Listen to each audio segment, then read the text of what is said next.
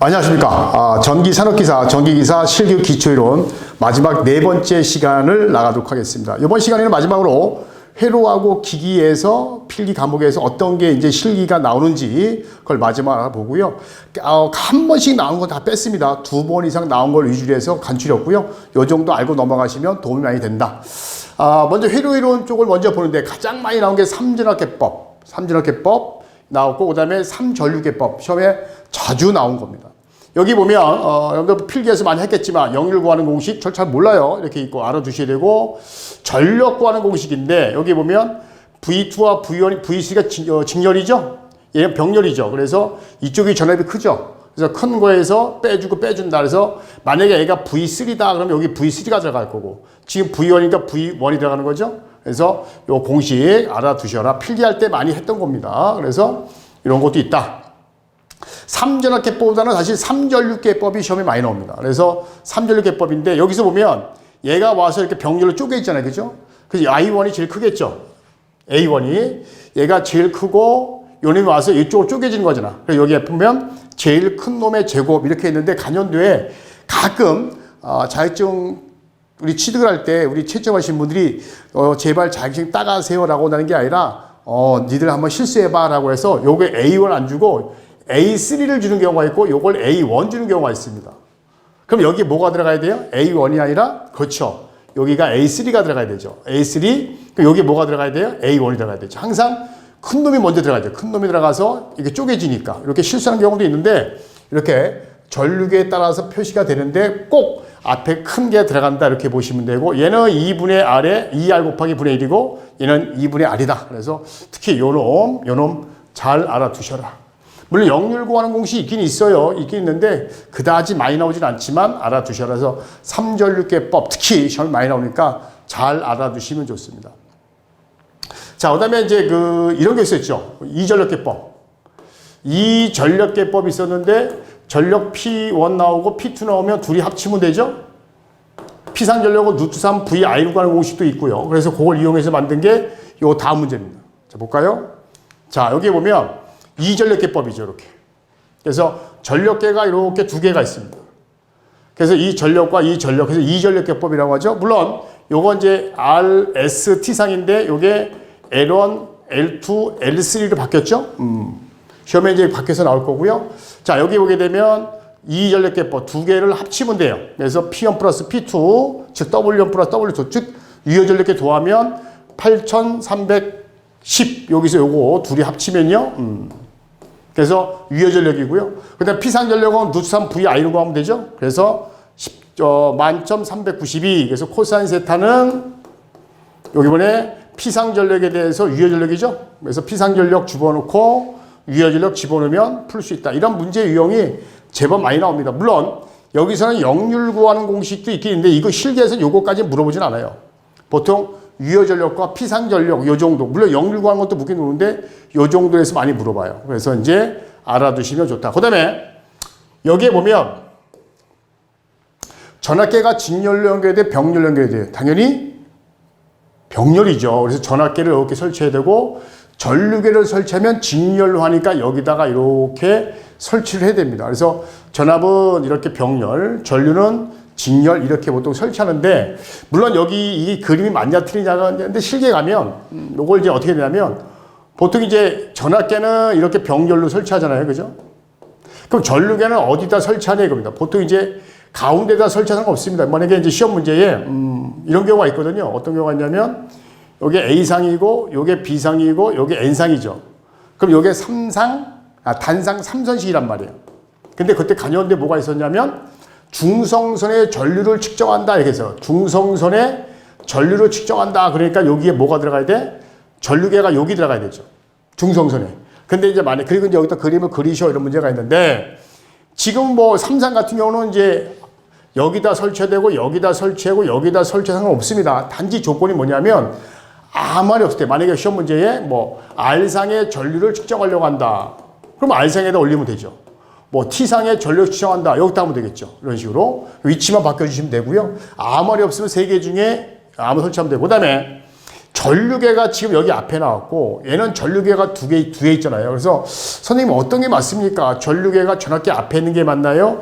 전압계 뒤에 있는 게 맞나요? 근데 통상적으로 전류계가 앞에 있는 게 더 좋아요. 왜냐하면 전압계 같은 거 거치게 되면 전압이죠? 거치게 되면 전압계 자체에 내부 저항이 있기 때문에 전류가 약간 영향을 받습니다. 그래서 이왕이면 전류계는 앞에다 다는 게 좀 더 정밀하게 측정할 수 있다. 이렇게 참고적으로 알아두시면 됩니다. 그래서 시험 문제는 이렇게 구하는 거, 두 번째 전압계 전류계를 직접 그림을 그려서 집어넣는 거 이렇게 있다. 이걸 이전력기법이다라고만 알아두시면 된다. 그래서 이런 게 대표적으로 회로 문제가 됩니다.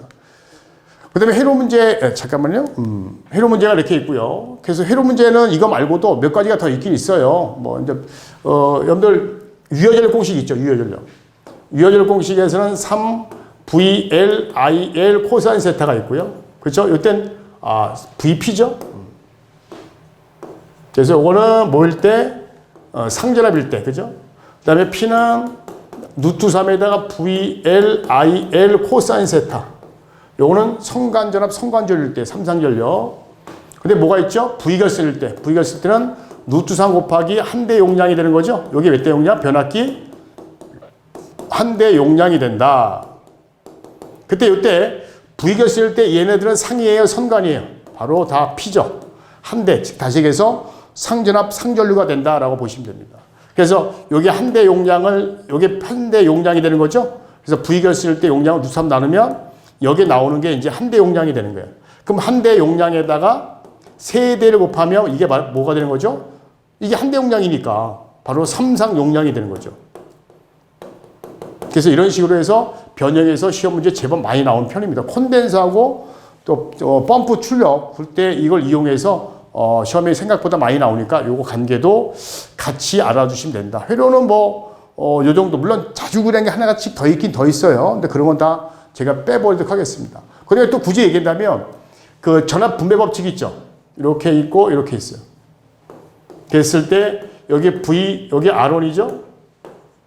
여기 이제 R1이고 여기 R2고 희한하네요. 내용 정리를 할 때는 요 정도면 해주겠다라고 했는데 막상 이제 카메라를 켜고 그다음에 모니터를 딱 보는 순간 머릿속에서 간연도가 막 나오네요. 그러니까 제가 뭐 일부러 왜 여기다 안 써줬습니까? 그렇게 오해하지 마시고 원래 여기 삼전압계법, 삼전류계법만 해주려고 했는데 막상 하니 간연도가 막 기억이 나는 거예요. 참 희한합니다. 이게 저도 그래서 분필 장사꾼인 것 같아요. 전에 제가 어저께 내용 정리할 때는 요것만 해주면 되겠다라고 딱 했는데 역시 분필을 잡으니까 막 간연도에서 나왔던 게 여러 번 나왔던 게 막 기억이 나네요. 자. 이럴 때 여기에 걸린 전압을 V1이라고 하고 이걸 V2라고 하잖아요. 그래서 전체 전압 V라고 한다. V1은 어떻게 구하죠? R1에 플러스 R2에 R1에 전체 전압 V가 되고 V2는 어떻게 되죠? R1에 플러스 R2에 누구 거? R2에 V가 된다. 요 정도. 요거 이제 어떻게 시험에 나왔냐면 여기에 전압계가 있고 여기도 전압계가 있는데 그때 저항이 이렇게 있다. 그쵸? 이때 저항일 때 여기에 걸린 전압, 여기에 걸린 전압을 각각 구하라서 전압 분배 법칙. 그 다음에 단상 3선식에서도 중성선이 끊어졌을 때 전압 분배 법칙을 이용해서 V1과 V2 구하라. 이런 것도 이제 시험에 간혹 나오죠. 그 다음에 이제 전력 손실. 어떻게 배웠죠? 3i제곱 R이다. 이런 거 많이 배웠죠? 3i제곱 R이다. 이것도 알아주시면 돼요. 자, 회로는 한 요 정도만 보시면 되고요. 제가 이제 더 이상은 얘기하지 않고요. 이제, 바로 이제 기기 쪽으로 가겠습니다. 기기도 전기 기기에서도 생각보다 많이 나왔어요. 많이 나왔는데 제가 이제 이걸 다 가끔 그렇고 이제 나왔던 것만 위주로 해서 간추려 보도록 하겠습니다. 첫 번째 토크하고 속도 관계. 여기 보시게 되면 토크 관계식이 있는데 요거 어디 있죠? 요거 N일 때 T는 2파이 M분의 PM인데 여기서 PM이 최대 출력이니까 PM은 2파이 N의 T. 요것도 시험에 나왔었어요. 오히려. 그래서 요 출력 구하는 거 요것도 시험에 있었고요. 그때 T는 그죠? 요걸 이용해서 만든 게 요걸 정리하면 0.975가 되죠? 그래서 0.975에 M분의 P, 뭐 M이라고 되고, 뭐 P라고 되고. 그래서 그때 토크 중요한 게 뭐냐면 킬로그램 퍼 메타. 토크 구하는 공식일 때 반드시 킬로그램, 1kg은 9.8 뉴턴이죠? 그래서, 요거 내용을 이용해서 반드시 토크 공식은 킬로그램 곱하기 메타가 된다는 거 반드시 알아둬야 됩니다. 이 공식 단위 알아두시면 돼요. 그래서 토크하고 출력 관계. 자, 그 다음에 넘어가면 이제 제동법이 납니다. 제동. 그래서 이 제동법이 시험에 생각보다 많이 나왔던 문제입니다. 그래서 여기 보면 이제 전동기 제동법인데 여기에 보면 제동 방법 3가지를 쓰시고 제동 방법 3가지를 써라. 그리고 간단하게 설명하라 이렇게 돼 있고 또는 그 중에 많이 나오는 게 역상제동이에요. 역상제동 방법에 대해서 간단하게 설명하시오 이렇게 되어 있습니다. 그 역상제동은 그 말 상을 바꾼 거예요. 그래서 3선 중에 2선을 접속을 바꾼다. 이게 키워드가 되는 거고 그 다음에 전동기를 전원에 접속한 상태에서 동기속도 이상의 속도 운전하여 유도 발전기를 작동시켜서 그죠? 유도 발전기를 동작시켜서 전원 측에 반하는 제동 방법. 이게 키워드가 되는 거고 발전 제동은 발생된 저울, 즉 연료 소비시켜서 제동하는 방법. 이게 바로 키워드가 되는 거죠. 그래서 간단하게 쓰시오 그러면 이 키워드 위주로 쓰시면 됩니다. 그래서 전력을 저항의 연료. 그 다음에 회생 제동은 그 말대로 회생하는 거니까 전원 측부터 반하는 제동. 그 다음에 역상 제동은 3선 중 2선을 바꾼다. 이렇게 암기하시면 되는 거죠. 근데 이런 거 암기하는 방법은 여러분들 제가 이제 여기서는 뭐 요점 정리니까 우리 필기에서 했던 내용을 얘기해 주는 거니까 여러분들 어떻게 암기합니까? 이런 거는 제가 여러분들 이거 말고 다른 유튜브에 보면 많이 설명을 해놨어요. 그래서 실기 고빈출 문제 15문제 찍을 때도 그 라이브 찍을 때도 충분히 설명해놨고 요거 말고도 다른 유튜브 거 많이 활용하시면 제 거 많이 보시게 되면 실기는 답을 어떻게 써야 되는지 그 요령은 어떻게 해야 되는지 소수점 처리를 어떻게 해야 되는지 이걸 다 설명을 했으니까 지금 이 시간에는 뭐 그것까지 들어갈 필요 없고 그걸 활용하시면 충분히 가능하다. 자, 그 다음에 이제 동기발전기. 우리가 보통 이게 이제 교류발전기죠. 그래서 교류발전기가 보통 이제 발전실에서 우리 이제 전기실이 있고 발전실이 있단 말이에요. 그래서 전기실은 상용전원이죠. 상용전원이고 발전기는 예비전원이죠.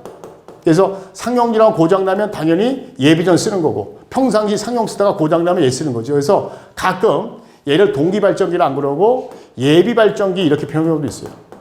그러니까 예비발전기면 우리 전기실 옆에 있는 발전실에 있는 발전기다 이렇게 보시면 돼요. 또는 이제 예비 교류발전기를 쓴 경우가 있는데 그게 바로 뭘 얘기하는 거다? 동기발전기다라고 보시면 돼요. 그래서 발전기를 가끔 이제 한 대 갖고 하는 경우가 대부분인데 한 대 갖고 하는 게 대부분입니다. 한 대 갖고 대부분인데 만약에 좀 더 이제 용량을 늘리고 싶을 때 이제 병렬로 하는 경우가 있어요. 만약에 처음에 이제 뭐 300kW 샀어. 300이 너무 작죠. 뭐 250kW짜리 샀는데 이게 부하가 많이 늘어나. 그러다 보니까 비상전원 늘리고 싶어. 그러면 이제 병렬로 더 설치해야 되겠죠. 근데 이게 사실은 발전기실이 지하에 있기 때문에 그 면적이 딱 맞게 설치했단 말이에요. 그래서 발전기실의 면적은 1.7에다가 마력 이렇게 곱한단 말이에요. 근데 이제 거기에 맞게 딱 했는데 그래서 하나 더 달고 싶어. 그럼 발전기실 면적을 넓혀야 되는데 지하인데 어떻게 넓힐 겁니까? 그러니까 사실은 기존에 이제 아예 처음부터 병렬 운전을 해야지 용량이 딸린다고 해서 추가할 수는 없는 거죠. 자, 볼게요. 이런 것도 문제니까 다 기전력 다 들어갑니다. 보통 4가지만 쓰시라고 하나, 4가지. 그래서 기전력의 크기, 위상, 주파수, 파형 이렇게 4가지 정도만 외우세요. 상회전까지 외우지 마시고 4가지. 크기, 기전력 다 들어가고 크기, 위상, 주파수, 파형 이렇게 암기를 해놓으시면 된다. 많이 나왔던 문제고요. 그때도 많이 나왔던 게 뭐냐면 단락비. 이거 관련돼 굉장히 많았습니다. 그 단락비의 단락비가 크다. 그래서 단락비는 여러분도 아시겠지만 보통 이제 K라고 보통 하죠. K는 그래서 전격 전류에 대한 단락 전류의 비고 그게 바로 리액터 임피던스의 역수가 되는 거고 임피던스의 역수가 되는 거고 저항이 0일 때 어떻게 하죠? 리액턴스분의 역수가 된다라고 했잖아요. 그래서 단락비를 크게 하면 리액턴스가 작아지죠. 그래서 안정도에 좋아진다라고 전력에서 이렇게 나갔는데 다시 기계에서는 뭐냐면 단락비를 크면 뭐가 좋고 뭐가 나쁜지를 구하는 문제. 그 다음에 단락비를 직접 구하는 문제. 요것도 시험 문제 나왔고요. 그 다음에 임피던스 값을 구해서 역수 취해요. 또는 리액턴스 구해서 역수 취하면 또 단락비를 구할 수 있다는 겁니다. 단락비는 계수 변형이기 때문에 단위가 없어요. 그래서 만약에 1.4가 나왔다. 또는 1.45가 나왔다. 답이 이거죠. 단위가 없다는 거. 그럼 단락비가, 이건 쉬우니까 단락비가 컸을 때 다음 설명지 오른 거 장점. 시험에 뭐가 나오냐면 안정도가 높다. 그 다음에 여기 기자력. 기자력 안 나왔고, 그 다음에 기계적으로 튼튼하다. 전압가가 작다. 그 다음에 계좌 재속이 많다. 요것도 요번에 나왔던 거예요. 요번에 이제 나왔던 거고요. 그 다음에 이제 치수, 여기 보면 치수, 공국이 크다, 기계 튼튼하다. 그 다음에 치수, 기계적 치수가, 사이즈가 커지죠? 요것도 알아두시면 되고. 단점은 이제 여기 보면, 단점이죠. 여기 치수 여기 있네요. 죄송합니다. 단점이 들어가죠? 치수가 크다. 가격은 비싸고 효율은 떨어진다. 요 정도만 알아두시면 단락비에 대한 거 다 알 수 있고요. 그 다음에 여기 단락비 구하는 공식 같이 알아두시면 좋다. 자, 그 다음에 변압기 효율. 이거 엄청 많이 나왔습니다. 변압기 효율. 이거 여러분들, 필기에서도 많이 나왔죠. 실기에서도요. 허벌나게 많이 나왔기 때문에 여러분들도 잘 알아두셔야 돼요. 물론 입력분의 출력이 되는 거죠. 입력은 이제 여기 보면 출력에도 손실. 이걸 전손실이야, 전손실. 전체 손실. 그래서 이제 동손하고 이제 철손을 합친 게 이제 전손실이다 이렇게 보시면 돼요. 그 가끔 간연도에 이거를 구하라 이런 문제가 많이 나옵니다. 전손실 구하는 문제. 그리고서 출력 갖다 각각 집어넣으면 효율 구하는 게. 효율도 이제 두 가지가 있어요. 전부하가 뭐냐면 부하가 100%란 얘기죠. 그래서 M이 100%란 얘기입니다. M이 부하율이 100%란 얘기야. 전체 부하가 다 걸렸다는 얘기죠. 그랬을 때는 얘가 1이니까 큰 의미가 없죠. 왜냐하면 여기 동손 같은 경우에는 원래 부하율 제곱에 비례한단 말이에요. 그죠? 그러니까 얘가 전부하니까 M이 1이니까 1의 제곱에 얘니까 그냥 이렇게 되는 거잖아요. 그러니까 부하율의 의미가 없다는 거죠. 근데 N분의 1이라는 얘기야. 만약에 2분의 1이다. 이렇게 줄 경우가 있고 2분의 1도 어떻게 돼요? 0.5다. 이렇게 줄 수도 있죠. 그래서 2분의 1로 주면 2분의 1씩 집어넣으면 돼요. 2분의 1 부하율 제곱이 1이니까. 그 다음에 출력 같은 경우도 뭐예요? 전력도. 2분의 1 걸린 것만큼 출력이 나올 거 아니에요. 그죠? 근데 만약에 이렇게 안 주고 0.5로 줄 때가 있어요. 0.5. 이럴 때는 여기다 어떻게 돼? 여기다 0.5 집어넣고 여기다 어떻게 하면 돼? 0.5의 제곱 이렇게 하면 되죠. 여기는 그냥 0.5 하면 되겠죠. 그러니까 주는 방법대로 2분의 1 주면 2분의 1. 얘는 부하율 제곱이니까 여기 2분의 1 제곱하면 되고 0.5로 주면 그냥 0.5. 이렇게 하면 된다는 거예요. 그래서 이것도 알아두시고 그 다음에 요거 최대 효율 조건 이거죠. 동손과 철손이 같았을 때가 최대 효율이죠. 단 동손은 부하율 제곱 비례한다. 이렇게 알아두시고 그때 부하율은 또 구하라. 구할 수 있죠. 요거 제곱 뺄겸 루트 씌워야 되고 동손분에 철손하면 부하율을 이렇게 구할 수 있다. 최대 효율 시 부하율을 구하시오. 그럼 이렇게 구할 수 있는 거죠.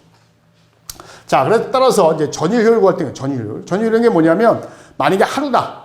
보통 하루를 많이 줘요. 그러면 이제 하루의 전력량에다가 하루 동안 생한 손실 전력량. 그 손실 전력량이 전손실인데 그게 누구다? 여기 철손. 철손은 여러분들 부하고 관계가 없죠. 그러니까 전원만 들어오면 생기는 손실. 그러니까 24시간 동안 하루니까. 그리고 동손은 부하율 제곱에 비례하고 부하가 걸린 시간만 곱하면 되는 거죠. 만약에 하루 중에 8시간, 그럼 8을 곱하면 돼요. 부하율이 만약에 50%인 상태에서 0.5의 제곱에 2시간 사용했다. 곱하기 2를 하면 되는 거죠. 그 다음에 여기도 마찬가지, 요것도. 만약에 전력이 하루 중에 무부하가 10시간이야. 그 나머지는 다 부하 걸린 거잖아요. 그러면 14시간이 부하 걸렸을 거 아니에요. 그럼 여기 14시간 들어가면 되죠. 이런 식으로 계산하면 된다. 그래서 전일효하는 공식 꼭 알아두셔야 되고, 전일효 중에 이게랑 이어진 게 얘랑 이어진 거죠. 그래서 이제 좀 복잡하면 이렇게 줘요. 만약에 전부하를 하루 중에 전부하를 4시간, 그 다음에 n분의 1 부하를 6시간, 나머지를 무부하로 운전한다. 그러면 각각 다 계산을 해야 되겠죠. 그런 식으로 좀 복잡해지는 경우도 있는데, 그래서 간연도에서 굉장히 기기 중에서 제일 많이 나왔습니다. 효율 구하는 게. 기기 중에서 제가 별 한 4개, 5개 그런데 제일 많이 나왔습니다. 그래서 그래프 형태로 나온 경우도 있고 말로서 준 경우도 있는데, 여러분들 필기에서 이런 요 효율 구하는 게, 전율 구하는 게 한 30개가 있을 거예요. 그거 한번 풀고 오시면 도움이 된다. 자, 그 다음에 이제 넘어가면 이제 변압기 병렬 조건. 요것도 처음에 제법 많이 나왔죠. 그래서 단상일 때하고 삼상일 때입니다. 단상일 때는 극성, 그 다음에 전격 전압과 건수비, 그 다음에 퍼센트 전압 강화, 퍼센트 리액턴스 강화, 또는 이걸 합치면 퍼센트 임피던스죠. 그렇죠? 퍼센트 임피던스는 어차피 퍼센트 R의 제곱 플러스 퍼센트 X의 제곱이니까 퍼센트 임피던스 같은 것 이렇게 써도 상관이 없습니다. 그 다음에 부하 분단실의 용량에 비례하고 퍼센트 임피던스, 그래서 퍼센트 임피던스가 같을 거 이런 말이고요. 그 다음에 요 네 가지.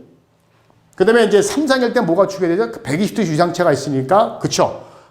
각 변이가 같을 거, 120, 120. 그 다음에 상회전 방향이 같을 거. 그래서 단상 4개일 때 요거 쓰면 되고, 3상일 때는 2개 더 추가하면 된다. 이렇게 되어 있고요. 그 다음에 이제 요거 문제. 변압계 상수가 있는데, 뭐 변압계 3상을 2상으로 하는 경우가 있고, 단상으로 하는 경우가 있고, 6상으로 하는 경우가 있는데, 보통 이제 2상으로 하는 경우가 있는데, 그 중에서 뭐가 많이 나오냐면, 스코트 결선입니다. 스코트 결선. 그 스코트 결선은 이제 T 결선이죠. 우리 전기 철도에서 하는 거. 그때 요 결선 방법을 그리셔라고 나온 게 간연도 2번 나왔습니다. 물론 요거는 알 필요 없고요. 그래서 이제 2분의 2,3이면 0.866이죠. 그 지점에서 뽑는다는 거. 그래서 요 그림을 알아두시면 좋습니다. 알고 넘어오시면 이제 그 암기할 필요도 없죠. 자, 그 다음에, 우리 3상 유도전동기 농용기동법입니다.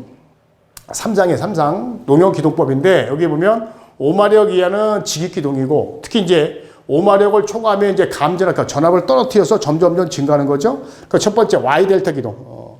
그래서 Y델타 기동, 요거 잘 알아두셔야 돼요. 그래서 여기 보면 기동할 땐 Y.